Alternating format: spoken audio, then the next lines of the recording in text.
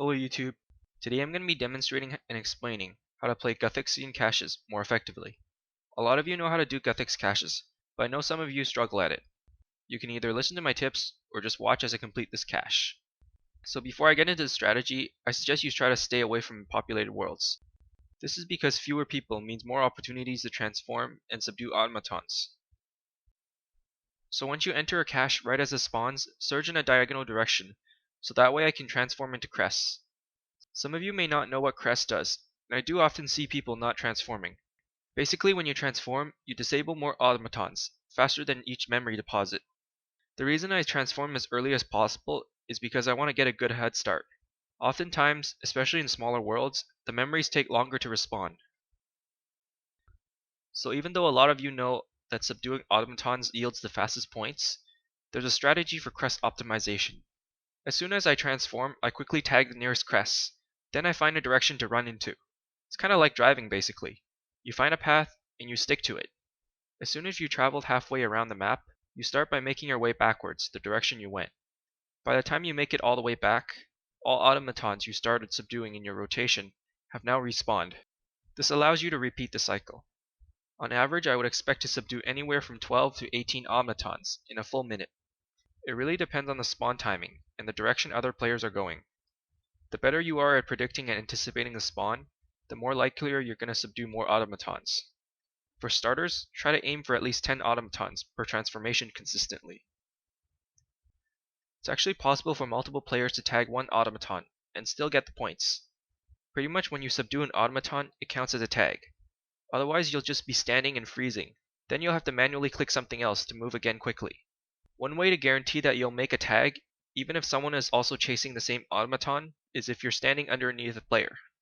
Also, if your character is at a reasonably close distance to the automaton, it'll often tag. Another trick I found was, if you click the automaton more than once, there's a better chance you'll land the tag, even if you're from further distance than the nearest player tagging. Since there's a 1-minute cooldown at the end of each transformation, you're limited to depositing memories. When you pick up a memory, the spot you picked it from is a placeholder, so the same memory will spawn again. There's no guarantee that a memory spawns after it's being picked up though. The best memory spawn points are either the north middle section or the east middle section. This is because it has a straight path towards the crater in the center. Surge is extremely helpful for memory deposit. Basically, as soon as you pick up a memory, then move in a straight path towards the center, hit surge and your character will be flying in the center. Sometimes you may be better off not surging however, because automatons can sometimes counter your surge. As you probably notice, there's like a half-second delay after you land a surge. All it takes is just one glare of the automatons to slap the memory off your hands. So try not to surge if there's an automaton either at the start or end point of your surge path. Having mobile perk, which is an invention feature, allows you to surge twice as often. You can expect 4 to 5 memories converted in 1 minute. So let's look at optimizing the double points buff. Pretty much this is one of the keys to getting fast points in a very short period of time. For memory deposits, every 5 memories you deposit, you'll get a double point buff.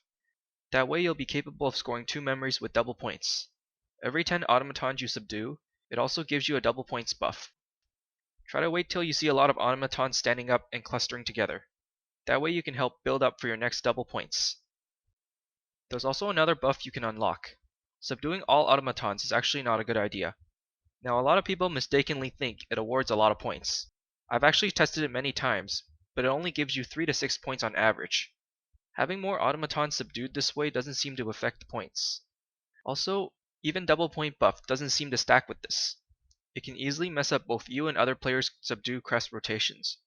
Basically, how would you like it if you activate double points buff with a lot of automatons nearby, but then someone suddenly crashes you with this move? So here are a few final tips. Try not to transform into crests if there are 5 or more people already transformed. If this happens, then I suggest you wait around 15 seconds, or 1 memory deposit after your cooldown is over.